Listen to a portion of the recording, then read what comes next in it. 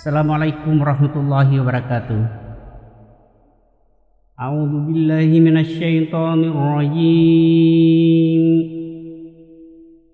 Bismillahirrahmanirrahim. Ma yaftahillahu lin-nasi rahmatin fala mumsika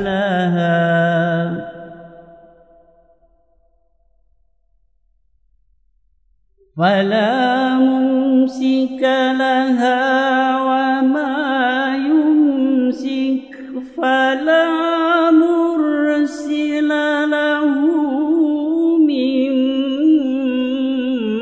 ba'dihi wa huwal azizul hakim.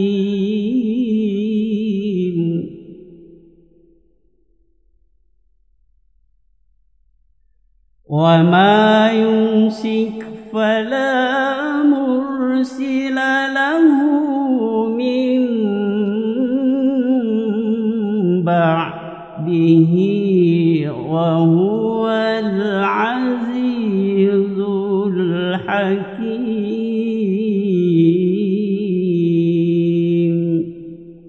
Sadaqallahul azim. Alhamdulillah wa syukurillah.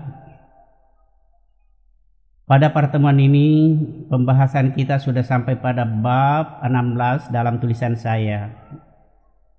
Dan insya Allah sekarang kita membahas satu lagi masalah yang terkadang dari kalangan jemaah sendiri sering tidak sepaham masalah ini. Apa itu? Tentang anak-anak yang belum balik boleh mengimami sholat jamaah. Nah, sebelum kita meyakini tentang bolehnya anak-anak menjadi imam, maka perlu kita melihat keterangan-keterangan dari dalil berkaitan dengan peristiwa yang pernah terjadi di zaman Rasulullah Sallallahu Alaihi Wasallam.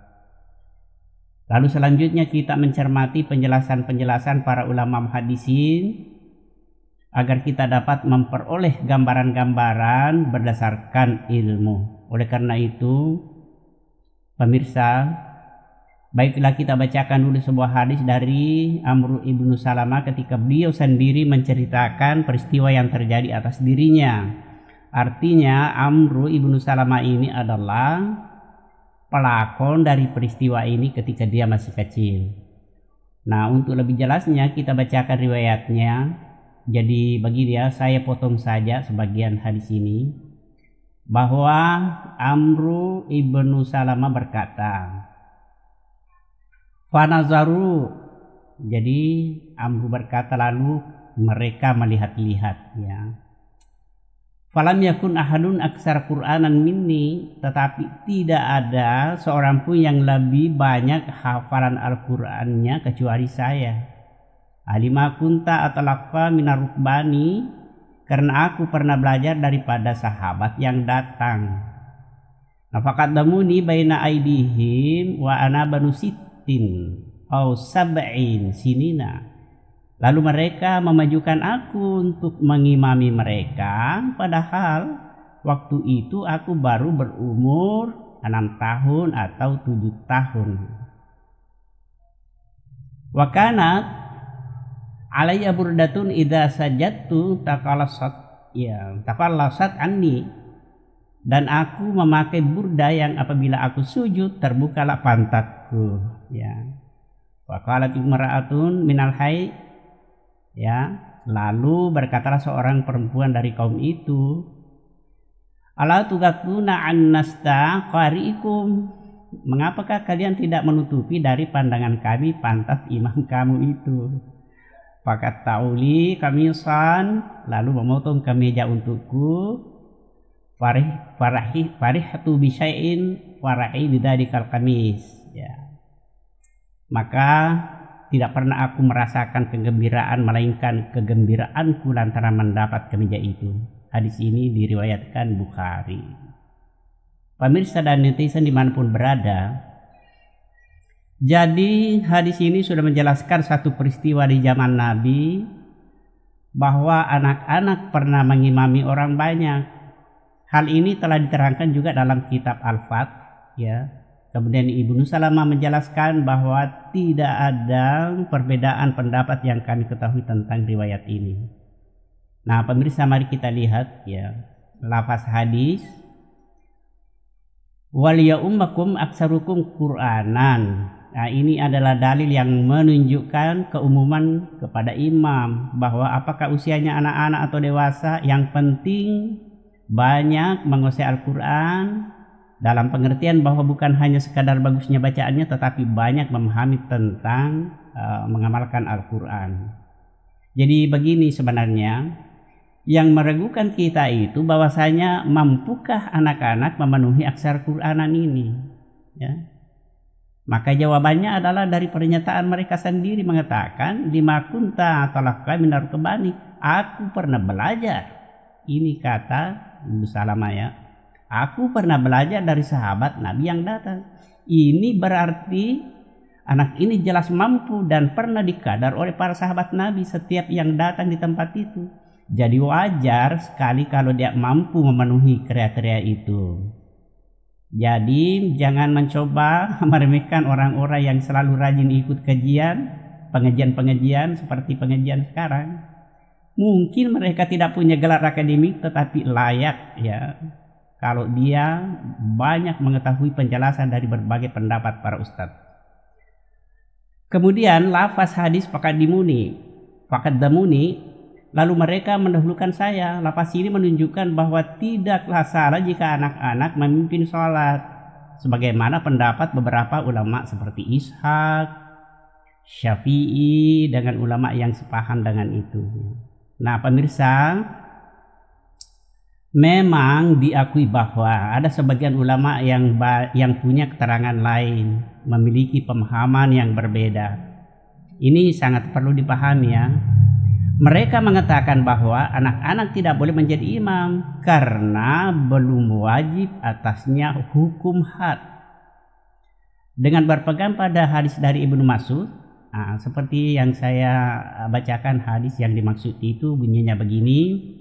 Ani bin Mas'udin qal la ya'umal gulamu hatta tajiba alaihi al-hudud. Tidak boleh seorang anak ya menjadi imam hingga diwajibkan atasnya hukum had. Demikian juga perkataan Wa'di bin Abbas qal la ya'umal gulam hatta yahtalima. Ya, tidak boleh seorang anak menjadi imam salat hingga dia ihtilam. Ya, ihtilam kita sudah paham, ya. Sudah dijelaskan beberapa bab yang lalu. Nah, disinilah perlu penjelasan bahwa dua hadis di atas yang diriwayatkan oleh Asram dalam kitab sunannya perlu ditegaskan bahwa menurut penelitian ulama tentang kedua dalil ini mengatakan tidak sahih. Kenapa? Sebab ia bukan perkataan dari Rasulullah, melainkan hanya perkataan Ibnu Mas'ud dan Ibnu Abbas. Demikian juga Abdul Razak secara marfu mengatakan sanadnya lemah. Jadi riwayat ini, ya, hadis ini derajatnya disebut sebagai hadis mursal. Ya, hadis mursal itu lemah. Nah, setelah kita ketahui hadis di atas lemah, maka pilihan kita kembali kepada hadis sahih yang membolehkan anak-anak menjadi imam dengan ketentuan anak-anak tersebut memang mampu menunjukkan bacaan yang bagus dan pengalamannya juga yang dilakukan tidak bertentangan dengan ayat-ayat Al-Quran. Jadi kesimpulannya begini. Satu, bahwa anak kecil sekalipun belum balik boleh menjadi imam salat selama di tempat itu tidak ada orang dewasa yang punya bacaan bagus, ya, atau yang menguasai Al-Quran. Maka ketika itu anak-anak yang hafalannya bagus paling afdal menjadi imam. Itu yang pertama. Yang kedua, bahwasanya Amr ibnu Salamah termasuk golongan sahabat yang masih anak-anak, utusan dari kaumnya berasal dari Basra untuk belajar Islam kepada Nabi. Hal ini telah jelas diungkapkan dalam kitab Takrib dan tidak perlu diragukan karena mereka cukup masyhur. Nah, ada pun tanggapan para wanita ketika dia menjadi imam, anak-anak menjadi imam, di waktu sujud katanya kelihatan pantatnya. Hal ini bukanlah masalah bagi anak-anak waktu itu. Mungkin memang begitu berpakaian anak-anak ya, bajunya agak pendek. Yang menjadi masalah kalau orang dewasa kelihatan pantatnya, itu bahaya. Tetapi tentu hal seperti ini tidak boleh dibiarkan berlangsung terus begitu. Makanya ketika itu kaum wanita segera membelikan kain panjang yang menutupi pantatnya. Sehingga Amr ibnu Salamah sangat gembira sekali lalu mengatakan begini perkataannya, tidak ada kegembiraan yang aku alami melainkan sesudah aku mendapatkan pakaiannya yang baru. Allahu a'lam bishawab. Jadi para pemirsa dan netizen dimanapun berada, alhamdulillah saya kira cukup sampai di sini.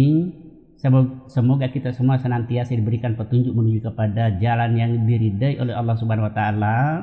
Amin ya rabbal alamin. Nasrul minallahi fathun qarib wa basyiril mu'minin. Assalamualaikum warahmatullahi wabarakatuh.